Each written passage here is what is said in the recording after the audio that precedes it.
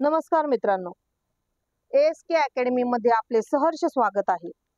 मित्रांनो, आज आपण डिपार्टमेंट PSI करता जे मायनर ऍक्ट आहेत, 19 मायनर ऍक्ट पैकी आपण आज महाराष्ट्र ठेवीदारांच्या वित्तीय आस्थापनांमधील हितसंबंधाचे रक्षण करण्याबाबतचा अधिनियम 1999 हा पाहणार आहोत. मित्रांनो, आपण याला शॉर्टकट मध्ये MPID ऍक्ट असे म्हणतो.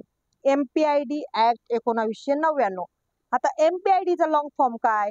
तर the Maharashtra protection of interest of depositors in financial establishment act 1999. हा आपल्याला 2 प्रश्न आणि 4 गुणांसाठी आहे. 2 प्रश्न विचारले जाणार आहेत 4 गुणांसाठी. तर मित्रांनो, याचा उद्देश काय? महाराष्ट्र सरकारला असा कायदा स्थापन करावा याची गरज का वाटली?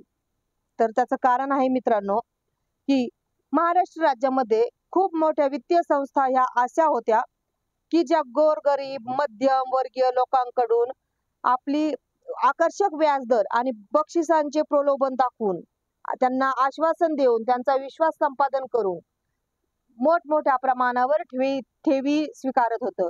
त्याचा परतावा जास्त प्रमाणात मिळेल असे सांगून त्यांच्याकडनं मोठमोठ्या प्रमाणात त्यांना ठेवी स्वीकारून त्यांची मुदत पूर्ण झाल्यानंतरही ती आस्थापना ठेवीदारांना व्याज आणि त्यांच्या ठेवी परत देत नव्हती. त्या सरळ त्यांचा ठेवीदारांच्या ठेवी लुबाडणे, त्या बळकावणे आणि असं करून खूप मोठ्या ठेवीदारांकडून कोट्यावधीची रक्कम हस्तगत करून पोबारा होणार. अशा पद्धतीने खूप मोठ्या कंपन्या, परत पतसंस्था, मल्टी स्टेट आणि बँका अशा खूप मोठ्या प्रमाणावर स्थापन झालेल्या होत्या, ज्या ठेवीदारांना अशा प्रकारे लुबाडून सर्व कोट्यावधीची रक्कम हस्तगत करून पळून जात होत्या. तर ह्यांच्या तत्वशून्य कारवायांना आळा घालण्यासाठी आणि ठेवीदारांचे हितसंबंधाचे रक्षण करण्यासाठी महाराष्ट्र सरकारने हा MPID ऍक्ट 1999 साली मंजूर केला आणि त्याची अंमलबजावणी ही 20 जानेवारी 2000 रोजी करण्यात आली. तर मित्रांनो, या ऍक्टचे आपल्याला डिपार्टमेंट PSI साठी फक्त 3 कलम आहेत. तर ती 3 कलम कोणती आहेत? तर ती 3 कलम आहेत कलम 2 जे व्याख्या कलम आहे, कलम 3 आणि कलम 4 एवढेच आपल्याला कलम आहेत. तर आपण एक एक करून हे कलम पाहूयात. तर व्याख्या, तर अ मध्ये काय आहे? व्याख्या सक्षम प्राधिकारी. सक्षम प्राधिकारी म्हणजे काय? तर ह्या कलमामध्ये ह्या कायद्यामध्ये जे कलम 5 मध्ये नियुक्त केलेला जो सक्षम प्राधिकारी आहे असा त्याचा अर्थ घ्यायचा आहे. ब मध्ये विशेषित न्यायालय याची व्याख्या सांगण्यात आलेली आहे. विशेषित न्यायालय हे कलम 6 अन्वये प्रस्थापित करण्यात आलेले विशेषित न्यायालय आहे. क ठेव या शब्दप्रयोगामध्ये कोणत्याही वित्तीय संस्थेने व्याज, लाभांश, फायदा यांच्या स्वरूपातील किंवा कोणत्याही अन्य स्वरूपातील कोणत्याही लाभासह किंवा त्याशिवाय एका विनिर्दिष्ट मुदतीनंतर किंवा अन्यथा रोख रकमेच्या किंवा वस्तूच्या स्वरूपात किंवा एखाद्या विनिर्दिष्ट सेवेच्या स्वरूपात परत करण्यात यावयाचा घेतलेला कोणताही पैसा किंवा स्वीकारलेली कोणतीही मौल्यवान वस्तू याचा समावेश होतो आणि त्यांचा नेहमीच तसा समावेश असल्याचे मानण्यात येईल. परंतु ठेवीमध्ये पुढील बाबींचा समावेश होणार नाही. तर त्या बाबी कोणत्या आहेत?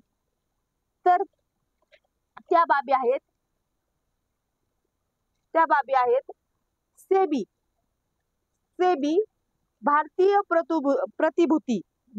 प्रतिभूती विनियम मंडळ अधिनियम 1992 या अन्वये स्थापन करण्यात आलेल्या भारतीय प्रतिभूती व विनियमन मंडळाने म्हणजे सेबीने घालून दिलेली मार्गदर्शक तत्वे आणि केलेले विनियमन याच्या कक्षेत येणाऱ्या भाग भांडवलाद्वारे किंवा ऋणपत्र, रोखा किंवा कोणत्याही अन्य संलेख याद्वारे उभारलेली रक्कम.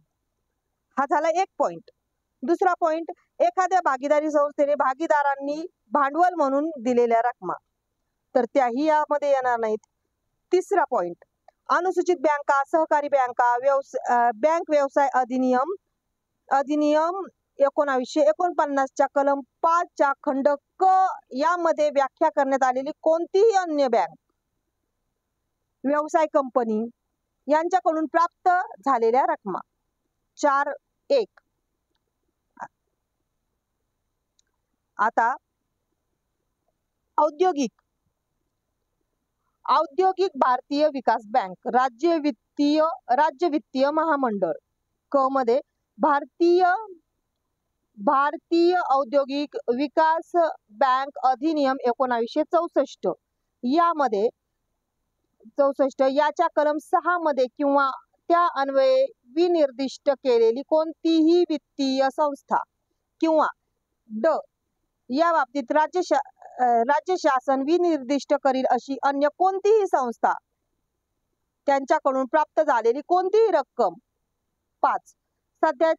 सध्याच्या सर्वसाधारण ओघात प्रतिभूती ठेव, डीलरशिप, इसाऱ्याची रक्कम, माल किंवा सेवा यांच्या नोंदवण्यात आलेल्या मागणी संदर्भात आगाऊ दिलेली रक्कम या स्वरूपात प्राप्त झालेल्या रकमा. 6 नंबर, राज्यात त्यावेळी अंमलात आलेल्या सावकारी व्यवसायाशी संबंधित एखाद्या अधिनियमाखाली नोंदणी करण्यात आलेली एखादी व्यक्ती किंवा निगम निकाय नसलेली एखादी व्यवसाय संस्था किंवा व्यक्तीचा संघ यांच्याकडून प्राप्त झालेली कोणतीही रक्कम. आणि 7. चिटफंडाच्या बाबतीत वर्गणीच्या मार्गाने प्राप्त झालेली कोणतीही रक्कम. तर मित्रांनो, हे जे 7 नंबर सांगितलेले आहेत हे या ठेव या संज्ञेमध्ये येत नाहीत. तर त्यासाठी स्पष्टीकरण 2 देण्यात आलेले आहेत आपल्याला. तर स्पष्टीकरण 1 मी सांगते काय आहे ते. स्पष्टीकरण 1 काय आहे? चिटफंड या शब्दप्रयोगाला चिटफंड अधिनियम 1982च्या कलम 2 खंड ब मध्ये नेमून दिलेला अर्थ असेल. आणि स्पष्टीकरण 2, एखाद्या मालमत्तेच्या जंगम किंवा स्थावर कोणतीही मालमत्ता असू त्याच्या विक्रीवर विक्रेत्याने खरेदीदाराला दिलेली पत उधारी म्हणजे क्रेडिट ही या खंडाच्या प्रयोजनार्थ ठेव म्हणून मानण्यात येणार नाही. पुढची व्याख्या आहे मित्रांनो, वित्तीय संस्था. याचा अर्थ कोणतीही योजना किंवा व्यवस्था या अन्वये किंवा अन्य कोणत्याही रीतीने ठेवी स्वीकारणारी कोणतीही व्यक्ती असा आहे, परंतु त्यात राज्य शासनाच्या किंवा केंद्र सरकारच्या मालकीच्या किंवा त्यांचे नियंत्रण असलेल्या महामंडळाचा किंवा सहकारी संस्थेचा किंवा बँक व्यवसाय विनियमन अधिनियम 1949 यांच्या कलम 5 खंड क अन्वये केलेल्या व्याख्येप्रमाणे असलेल्या व्यवसाय कंपनीचा समावेश होत नाही. ई मध्ये व्याख्या आहे मित्रांनो शासन. आता शासन म्हटलं की आपण घ्यायचं महाराष्ट्र शासन, हे लक्षात ठेवायचं. शासन म्हणजे आपलं महाराष्ट्र शासन. तर ह्या झाल्या व्याख्या. आता पुढे 2च कलम आहेत मित्रांनो. तर कलम 3 आहे वित्तीय आस्थापनेने केलेली कपटपूर्ण कसूर. जिने अभिवाचन दिल्याप्रमाणे मुदत संपल्यानंतर व्याज, लाभांश, फायदा यांच्या स्वरूपातील किंवा कोणत्याही अन्य स्वरूपातील कोणत्याही लाभासह ठेवीची कोणतीही परतफेड करण्यात कपटपूर्ण रीतीने कसूर केली असेल किंवा आश्वासन दिल्याप्रमाणे ठेवीच्या बदल्यात सेवा देण्यात कपटपूर्ण रीतीने कसूर केली असेल अशा कोणत्याही वित्तीय आस्थापनेस, अशा वित्तीय व्यवस्थापनास किंवा तिचा धंदा अथवा कामकाज चालविण्यास जबाबदार असलेल्या प्रवर्तक, आस्थापनेचा भागीदार, संचालक, व्यवस्थापक किंवा कोणतीही अन्य व्यक्ती किंवा कर्मचारी यांसह प्रत्येक व्यक्तीस अपराध सिद्धीनंतर 6 वर्षापर्यंत असू शकेल इतक्या मुदतीची कारावासाची आणि 1 लाख रुपयापर्यंत असू शकेल 1 लाख रुपयापर्यंत असू शकेल इतक्या दंडाची शिक्षा देण्यात येईल. आणि अशी वित्तीय आस्थापना देखील 1 लाख रुपयापर्यंत असू शकेल इतक्या दंडाची शिक्षा केली जाण्यास पात्र असेल. म्हणजे काय मित्रांनो, की जे कोणी वित्तीय आस्थापना मध्ये केलेली कपटपूर्ण वित्तीय आस्थापनेने केलेली कपटपूर्ण कसूर, त्याच्यामध्ये संचालक, व्यवस्थापक, कर्मचारी, भागीदार, प्रवर्तक हे जे कोणी असतील त्यांना 6 वर्षापर्यंत कारावासाची शिक्षा आणि 1 लाख रुपयापर्यंत दंड, आणि जी वित्तीय आस्थापना आहे त्या वित्तीय आस्थापनेला 1 लाख रुपयापर्यंतचा दंड ही शिक्षा आहे. आता पुढचं कलम 4, ठेवी परत करण्यात कसूर केल्यास मालमत्ता जप्त करणे. आता या वित्तीय आस्थापनांनी भागीदार, संचालक, प्रवर्तक, व्यवस्थापक, कर्मचारी यांनी ठेवी परत करण्यात कसूर केली तर त्यांच्या मालमत्ता जप्त करण्याचा अधिकार हा या कलमात देण्यात आलेला आहे. तर त्यातलं पोट कलम 1 आपण वाचू मित्रांनो. तर त्यावेळी अंमलात असलेल्या कोणत्याही अन्य कायद्यात काहीही अंतर्भूत असले तरी 1. ठेवीदारांकडून तक्रारी प्राप्त झाल्यानंतर किंवा अन्यथा शासनाची खात्री पटली असेल की कोणतीही वित्तीय आस्थापना ही मुदत संपल्यानंतर ठेवीदारांनी मागणी केल्यावर ठेव परत करण्यात किंवा व्याज किंवा आश्वासन दिलेला इतर लाभ देण्यात, अशा ठेवीच्या बदल्यात देण्याचे अभिवचन दिलेली सेवा पुरविण्यात कसूर करीत असेल तर त्या बाबतीत पोट कलम 1 मधील 2 आकडा, कोणतीही वित्तीय आस्थापना ठेवीदारांची फसवणूक करण्याच्या इराद्याने त्याच्या हितसंबंधास हानिकारक ठरेल अशा रीतीने बुद्धिपुरस्सरपणे काम करीत आहे असे शासनाला वाटत असेल तर त्या बाबतीत, आणि अशी वित्तीय आस्थापना ठेवी परत करण्याची किंवा आश्वासन दिलेले व्याज किंवा इतर लाभ देण्याचा किंवा ज्यांच्या बदल्यात ज्या ठेवी स्वीकारण्यात आल्या त्या सेवा पुरविण्याची शक्यता नाही अशी शासनाची खात्री पटली असेल तर शासनास अशा वित्तीय आस्थापनांमधील ठेवीदारांच्या हितसंबंधाचे संरक्षण करण्यासाठी त्यांची कारणे लेखी नमूद केल्यानंतर अशा वित्तीय आस्थापनेने गोळा केलेल्या ठेवीमधून स्वतःच्या नावाने किंवा कोणत्याही अन्य व्यक्तीच्या नावाने संपादन केला असल्याचा मानण्यात येणारा पैसा किंवा अन्य मालमत्ता किंवा असा पैसा किंवा अन्य मालमत्ता जप्तीसाठी उपलब्ध नाही किंवा ठेवीची परतफेड करण्यासाठी पुरेशी नाही असे त्यास दिसून आले तर उक्त वित्तीय आस्थापनेची किंवा तिचा प्रवर्तक, संचालक, भागीदार किंवा व्यवस्थापक किंवा अन्य सदस्य याची शासनाला योग्य वाटेल अशी अन्य मालमत्ता जप्त करण्याचा आदेश राजपत्रात प्रसिद्ध करून देता येईल. आता याचा पोट कलम 2, पोट कलम 1 अन्वये आदेश प्रसिद्ध झाल्यावर त्यामध्ये निर्देशिलेली वित्तीय आस्थापना आणि व्यक्ती यांच्या सर्व मालमत्ता आणि मत्ता विशेषित न्यायालयाकडून पुढील आदेश होईपर्यंत शासनाने नियुक्त केलेल्या सक्षम प्राधिकाऱ्याकडे ताबडतोब निहित होतील. कलम 3,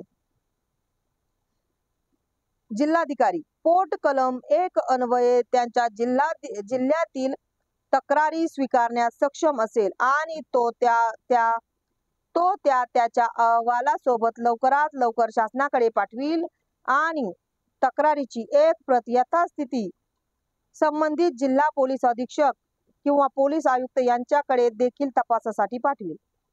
आता कलम 4 मित्रांनो संक्षिप्त रूपात मी सांगते. कलम 4, जी कोणतीही आस्थापना ठेवी परत करण्यास कसूर करत असली तर त्या संस्थेचे जेवढे काही भागीदार, प्रवर्तक, संचालक किंवा कर्मचारी, व्यवस्थापक जे कोणी असेल त्यांच्या सर्व मालमत्ता ह्या जप्त करून त्यातून ठेवीदारांचा पैसा परत मिळण्याकरता MPID प्रस्ताव पाठवला जातो महाराष्ट्र राज्याकडे.